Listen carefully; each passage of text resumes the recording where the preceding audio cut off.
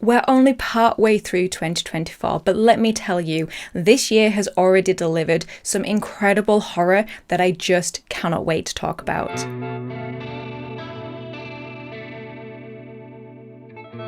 Hi guys, I hope you are doing really well. My name is Sarah and welcome to What the Horror, the channel where we talk about horror movies old and new. Now, if you've been around for a little while, you will know that I usually save my thoughts for the yearly wrap up, but there has just been too much good content for me to keep quiet about until then. So today I am bringing you the best horror of 2024 so far, and in my opinion. This is a group of horror movies that have genuinely scared me or given me incredible viewing experiences.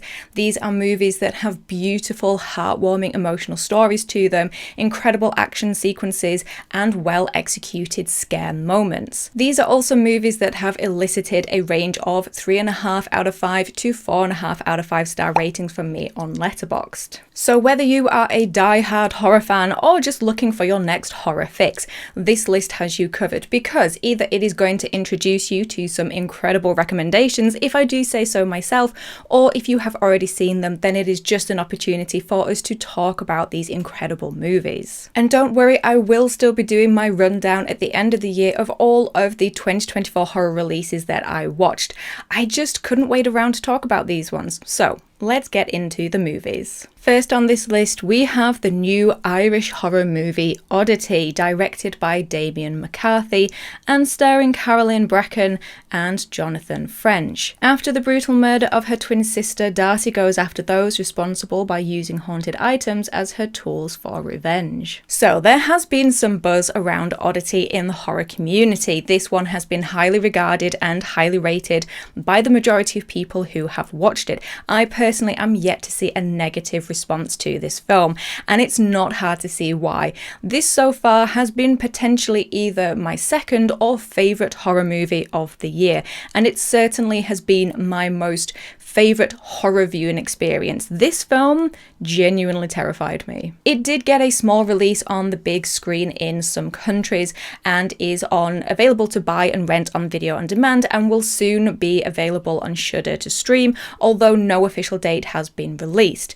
This is a film, although I gave the very briefest of synopsis, is the kind of film to go in blind to and just make your room nice and dark, really allow yourself to get immersed in this film and allow it to take it on the journey that it takes you on. Oddity is very much a slow burn horror movie with a handful of actors and a couple of locations. The narrative unfolds at a very slow pace and there are no action sequences.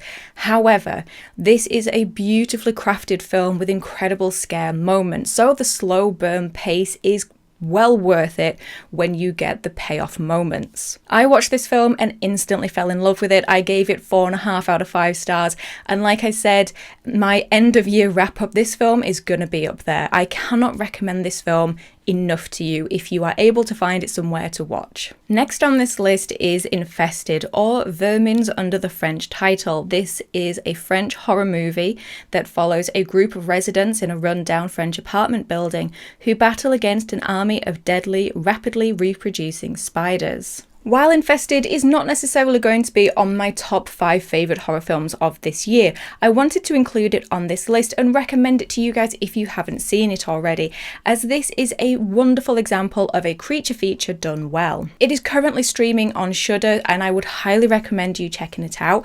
Unless you have any kind of issue or phobia with spiders, then definitely give this one a miss. Because for the entirety of the film with the spider action, I felt so itchy watching this. I then felt itchy filming my review of it, and I also felt itchy when I was editing my review of it. Just the thought of some of the scenes in this film, they're so effective and they really linger with you afterwards. This film is very reminiscent of the Spanish horror Wreck in terms of how the residents of this apartment block are trapped in this space, so it gives you that claustrophobic feeling, but also in terms of the animal, in question in the film is not necessarily the villain. There are other organizations making decisions surrounding this creature, locking the residents within the building. So there are multiple layers as to who are the genuine bad guys, because as with any creature feature, the creature is only ever really acting in its nature, unless it's something like Deep Blue Sea where they have been biologically altered. The scares in this film and the spider action is also incredibly dynamic and keeps you on your toes, because we have a range of spiders from teeny tiny ones that can get into the smallest of nooks to giant ones the size of 2 human heads.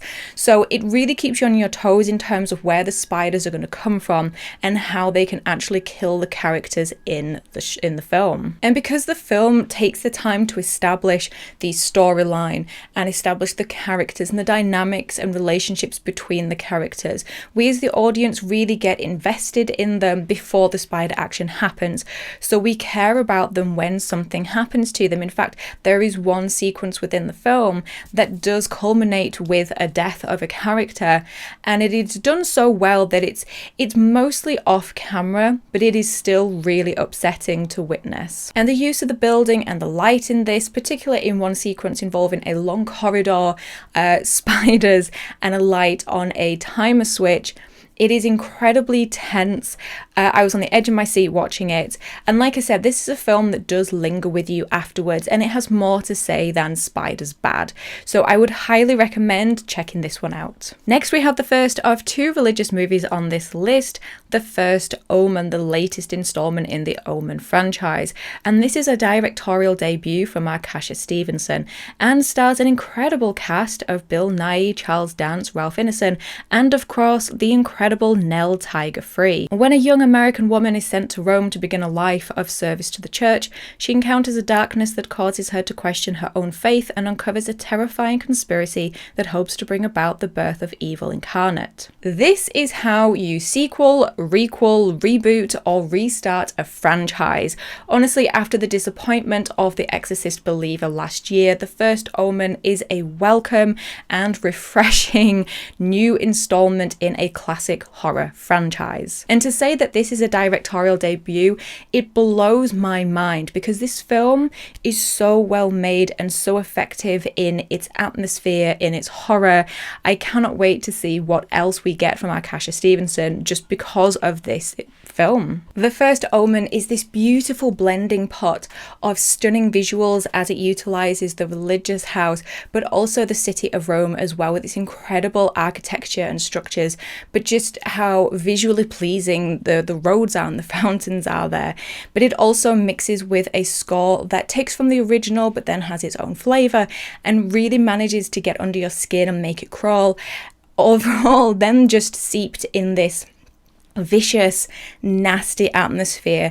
And it was on this rewatch that I really realized that it is from the very get-go that this film feels so nasty, and it continues throughout. So like I said, this beautiful blending pot of this mixture of feelings, and as a horror experience, it is just a joy. This is not really one of jump scares. This is one that just makes you feel uneasy, and it maintains that throughout the majority of the runtime of this film. I mean, the original Omen has moments where you feel uneasy, but honestly, The First Omen makes the original Omen look like a walk in the park. The First Omen does also include some incredible moments of gore and body horror.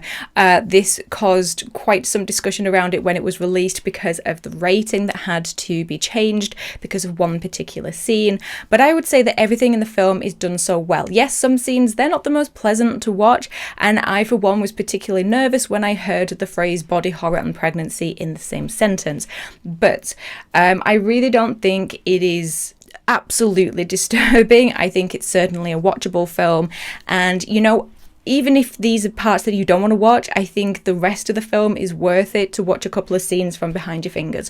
So I would highly recommend this film. I mean, Nell Tiger Free's performance in this is remarkable. I'd only previously seen her in Game of Thrones, but to say that there is such a strong cast in this film, she is our female lead, and she really does carry the weight of the franchise, the weight of the film on her back. Not only can she perform the emotional moments, but also the physicality as well. There is one particular scene that has been likened to possession and is nothing short of mesmerizing to watch, but also the moments, like for example, there is a moment in the film where her character realizes something has happened to her, and it is genuinely heartbreaking to see this realization unfold on her face. So impressed with every aspect of this film. This is certainly going to be up there as one of my favorites, and it does hold up on a rewatch as well, so I would highly recommend it. Next on this list is another horror movie from France. This is Under Paris, directed by Xavier Gens. In order to save Paris from an international bloodbath, a grieving scientist is forced to face her tragic past when a giant shark appears in the Seine. Okay, now hold up. Before you click off, I am well aware that a lot of people who have seen this film have not enjoyed it. I have seen many a 1-star and 2-star review on Letterboxd, but like I said at the beginning of the episode, these films are on this list for a multitude of reasons, including having a good viewing experience with it, having a good horror experience with it. And this film is not going to be in my own personal top 5 horror movies of the year, far from it, but I did have a really fun time with this and I want to recommend it to you guys. It is currently streaming on Netflix and I would highly recommend checking it out if you are a fan of creature features or shark movies.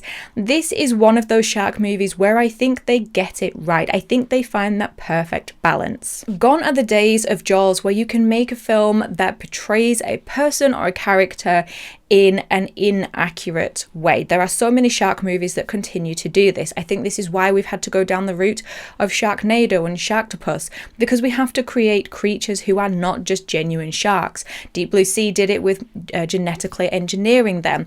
We have this responsibility of how we are portraying creatures. So with Under Paris, this manages to find this perfect balance of being responsible in the whole shark exploitation, morality question, but then also just being balls to the wall fun.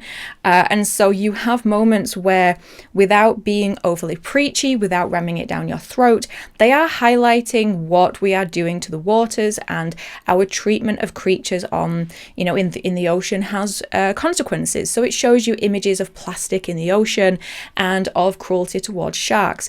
But then on the flip side, it also gets to the point where reality and science goes, yep, this is my cue to leave, and all bets are off. They can play around and do whatever they want, because this is a different type of shark, and that's where the fun really kicks in. This is wacky and bizarre and one of the daftest shark films I've seen. I mean, I've not seen Sharknado or anything like that, but this is a film that after the halfway mark, it doesn't take itself too seriously.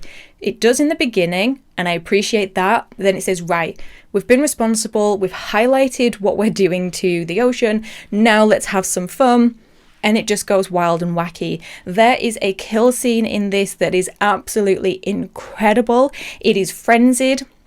It is high energy. You cannot see everything that is going on, and it is within a tunnel or a catacomb under Paris, so it's visually interesting as well. And this was honestly one of the most fun viewings I've had of any horror film this year. And I would say right up to the rolling credits, they still have fun with that. So yes, not everybody loved it. It might not even be for you, but I had to include it on this list just because of how much fun I had with it. And I think that this is again a creature feature that does something a little bit different and manages to walk that line of doing both things. Next on this list is one that I don't think anyone will be surprised of, and that is Longlegs, directed and written by Osgood Perkins and starring Blair Underwood, Alicia Witt, and of course the stars Micah Monroe and Nicolas Cage. In pursuit of a serial killer, an FBI agent uncovers a series of occult clues that she must solve to end his terrifying killing spree. So, Longlegs is a film that most people in the horror community have heard of and have seen and have loved. This is one of the big success stories of the years, partially down to the incredible marketing campaign that was put out around this film, and especially around the fact that they did so much marketing. It was so visible in everybody's lives, well, except for in the UK, but no spoilers were given away. Even the trailer didn't really explain anything that was going on in the film. And this is a rarity, and I think we, as cinema goers, where we have the trailers playing in front of us, we're sick of spoilers, we're sick of the film being given away, and so the fact that this film managed to maintain its secrets, we do appreciate that. Of course, with hype comes expectations, and this was hyped up as the scariest film of the year, and some people went into it disappointed because of it. Point in case, me. I went in expecting the scariest film I had ever seen and was genuinely nervous at points, scribbling on my notepad just to distract myself, waiting for the inevitable terror that never really came. And I think because of the hype and the expectations, it took away my enjoyment of the film, of just enjoying it at my own level, because it never hit the scare factor I was waiting for. I thought, well, it's not quite what everybody said. However, it is a film that can get under your skin and can affect you, because I watched it 2 days later. I filmed my review, and that night I woke up in the night terrified, picturing Longlegs being in my house and coming to get me. So it definitely had got under my skin and was effective. I just think it was a shame I couldn't just watch it and enjoy it on my own without the preconceptions and pre-hopes of all the hype around it. I have instantly fallen in love with Osgood Perkins as a filmmaker because of this film. I have not seen any of his previous work, but you better believe I am checking out his back catalogue, because the man can write a movie, the man can shoot a movie. His eye, I just absolutely adore. One of my favourite things he did within this film was the way he played around with empty space. He messed around with the rule of thirds and would often leave empty corners of rooms and shadowy corridors, and I was always watching for them, waiting for some horror to come. And these were often found in the most human and mundane scenes where Michael Monroe's character is on the phone, and that was really fun to watch, because it's just those little details that I appreciate. And Michael Monroe, I mean, to be honest with you, I have never seen her do a bad movie or a bad performance, but this could be her best performance yet. She's an absolute star in this.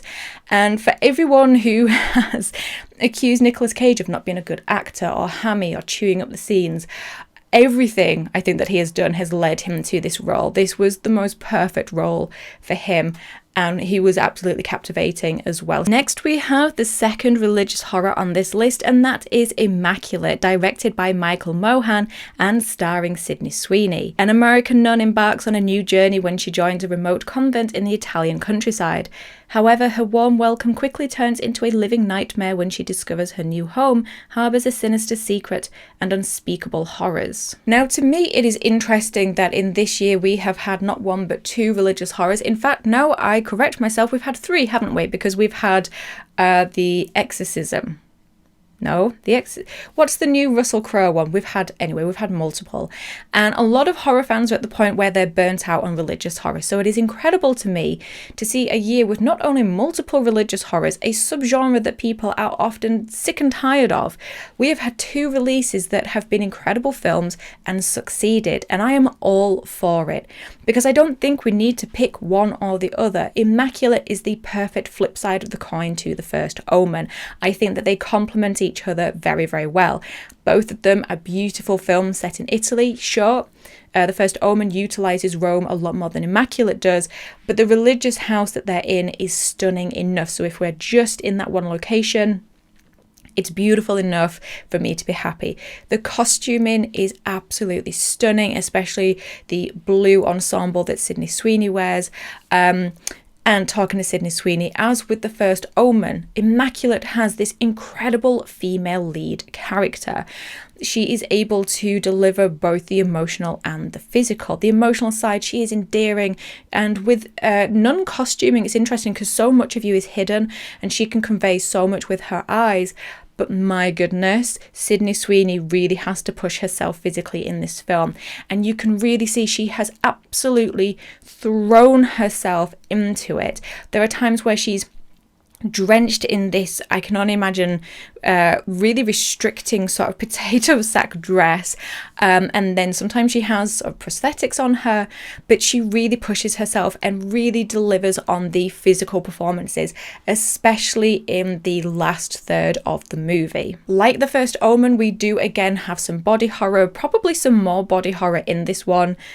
I mean, I've rewatched these recently as well, and I cannot remember which has more. I think we're shown more in The First Omen, but I think there is more body horror in Immaculate. But like I said, both of these films I gave 4 out of 5 stars. I absolutely loved them, and I think that they are such a compliment to each other. The next one on this list is the third installment in the A Quiet Place franchise, A Quiet Place Day 1, directed by Michael Sarnowski and starring Lupita Nyong'o, Joseph Quinn, and Alex Wolff. As New York City is invaded by alien creatures who hunt by sound, a woman named Sam fights to survive. Now, I understand that the A Quiet Place franchise doesn't always have the biggest fan base, isn't really a fan favourite. I do wonder if this is because it is not generally a scary film. The idea of it is horrifying, but as a horror film, maybe it just doesn't hit that spot for horror fans and would be better as more of a drama piece, because for me, I adore the first film,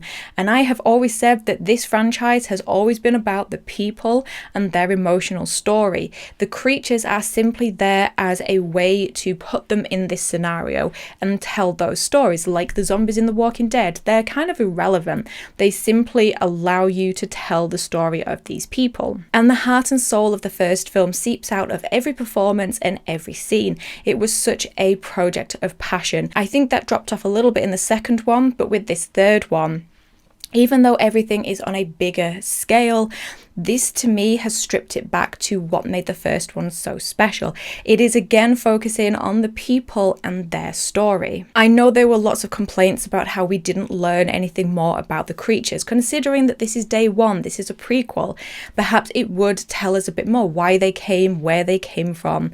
The fact that it didn't bother me. The fact that all we saw was everything we already knew. That to me didn't bother me, because the story of the 2 lead characters and the cat, of course, was enough. That to me is what I have been left remembering. That is what has been left in my mind after watching the film. Not the big New York setting, not the creatures, not the aliens, not the kills. It is their journey and their emotions and how the film made me feel, because honestly, I was not emotionally prepared for this film. I was in floods of tears at the end of it. I had to let everyone else leave so I could be the last one, and then walked out of the cinema pretending I was looking for something in my bag, because I had such red puffy eyes from crying. In spite of us not learning more about the creatures, we do get new experiences with them. We have herds of them running through New York. We see them scaling buildings. So there is variety with new setting, new kills, and the characters and performances are absolutely incredible. It does not surprise me that everybody wants Joseph Quinn at the moment, because that guy I've seen him in 2 things so far, and he's broken my heart in both of them. So I'm excited to see what else he does. And Lupita Nyong'o is just always incredible. She's remarkable in this film. So I would feel it would be a remiss to not include it on this list, but I'm including it being fully aware that it's not going to be everybody's taste. And speaking of not everybody's taste, the final film on this list is Alien Romulus, directed by Fede Alvarez and starring Kaylee Spaney and David Johnson. While scavenging the deep ends of a derelict space station, a group of young space colonizers come face to face with the most terrifying life form in the universe. Now, in spite of this film being successful and in spite of this film being incredibly well made, it is one that has divided fans of the Alien franchise. People who seem to be coming it just afresh seem to enjoy it, but it seems to be the people who are hardcore or long-term fans that are sort of on the fence and divided in their opinion. For me, I absolutely loved it. This is the best installment we've had in the Alien franchise since Well, I mean, I do like Alien Resurrection, but I know it's not the greatest film, but I much preferred this to Prometheus and Covenant. When Prometheus and Covenant came out, people were not happy, or some people were not happy that it was so far removed from films like Alien and Aliens. But now with Alien Romulus, some people are not happy that it is too much like these films. So I feel we're at the point where it's very difficult to walk that line, to please the fans and find the right balance of nostalgia with something new. For me, this film worked. I am not offended by tip of the hats and nostalgia to previous movies. I loved all the nods to Jurassic Park and Jurassic World. They were my favourite parts of that film, to be honest with you. And with this one, it became so fun looking for all the little nods, from the mention of cornbread to the Reebok trainers to the dipping duck figure, to the really big in-your-face, oh, this is, from this film. And Alien Romulus acknowledges and pays respect to all the films, and it is a joy to look at all the little bits. I did feel when we got to one particular part of the film, and if you've seen it, you may know which I mean, but there was a particular part and I went, okay, that's a little cheesy pie. We're maybe going a little too far with that one. But the sound design, the visuals, I mean, I was just fizzing with excitement in the beginning where the ship got a message, and it was the same image as from in Alien where they get the initial message. It felt so organically part of the worlds of both Alien and Aliens while also being its own thing. To me, in my opinion, it fit in both.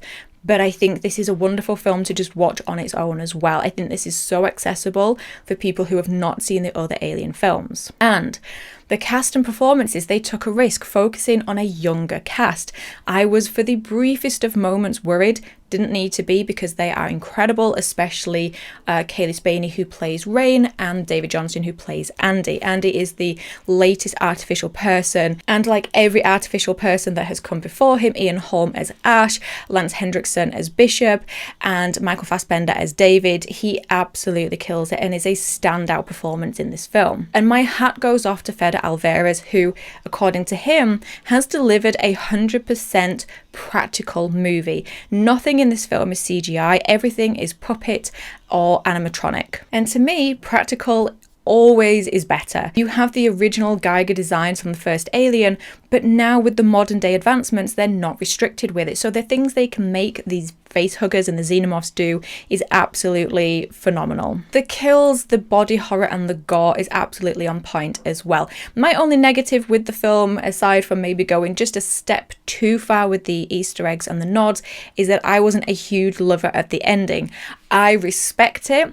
I respect the hell out of it for how wild it goes, and I'm so happy for people that enjoyed it. I can imagine the fun they had with it. For me, it is too much like another ending in the franchise that I wasn't a fan of then, and I'm not a fan of now. So it kind of missed for me, but everything else before that was just absolutely fantastic. So that's it. Those are the films that I wanted to recommend to you that I consider to be some of the best of 2024 so far. I have not seen every single horror film, and I'm not saying every film on this list is remarkable. I'm just saying they're either great films or they're a great time. Like I also said at the beginning, I will still be doing my yearly wrap up of every horror I have seen in 2024. So my top 5, my top 10 may change and fluctuate between then. You may see these films again on that list as well. Let me know down below your favourites of 2024 so far, because I would love recommendations. Are there some hidden gems that I may not have heard of? Let me know down below. If you're new here and found me through this video, then hello, welcome to What the Horror. Do click that subscribe button to join the family and so you don't miss out on any other content. And if you would like to join this list of names here and support the channel a little bit more and get extra content, then there is a link to my Patreon page in the description box down below. And if you want to see some more of my in-depth thoughts of some of the horror movies of 2024, I will leave a link to my 2024 movie review playlist at the end of this episode. But in the meantime, thank you as always for stopping by. I really do appreciate it. Take care of yourselves, and I will talk to you in the next episode. Bye.